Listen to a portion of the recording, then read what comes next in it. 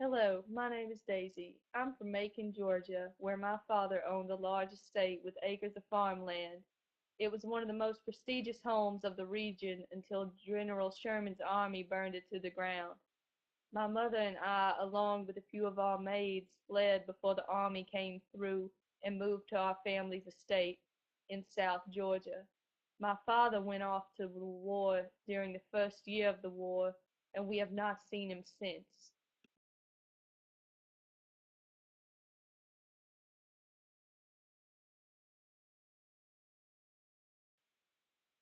Well, for starters, I started working and helping Ma around the house a lot more often than I ever had. I had no choice. Some of our house slaves had began working in the fields because a lot of the men went to war. It was a time of struggle for all. Without the men to work the fields, a huge burden was placed on Ma. It seemed like I became the lady of the house so that Ma could attempt to manage the fields.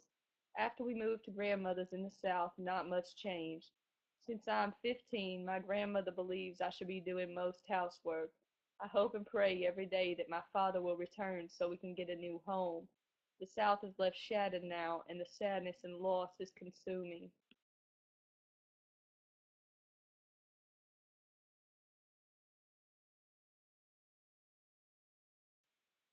Hello, I'm Sam.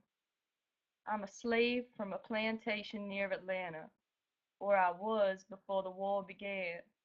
My master treated me fairly well compared to some of the horror stories I heard from my fellow workers.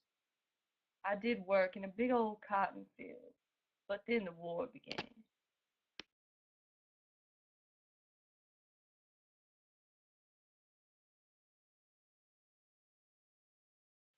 Well, I did not want to fight for the Confederacy, which was the view of most of the slaves that I met who were fighting. My master always made sure that I have food and water unless someone got off task or caused trouble in the fields. Then they were punished. But I did go to war with all the other slaves as well as my master and his son. I didn't really have a choice in it. The Confederacy needed soldiers and I was a slave.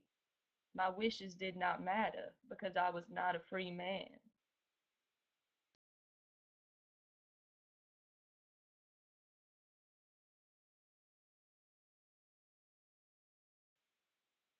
Well, of course, financial status had a part in the matter of me going to war, as it did with all the other slaves and poor men and women.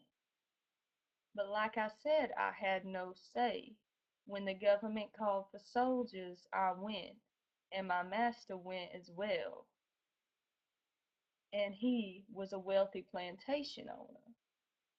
Even though he did have more of a choice than myself, he also went to war.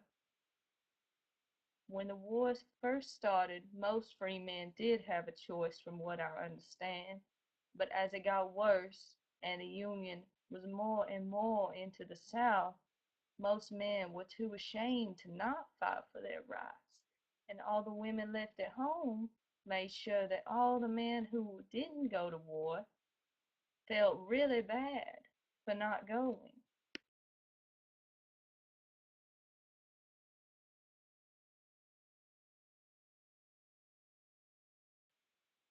Gender did have an effect on who went to war.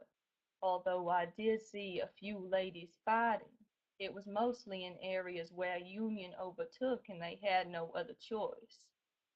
The women who worked in my master's household did not go to war.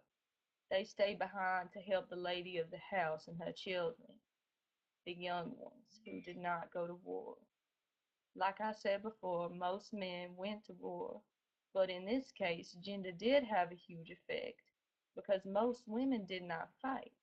If they were to get involved with the Confederacy or the Union, it was mostly to work for soldiers who had been injured in battle.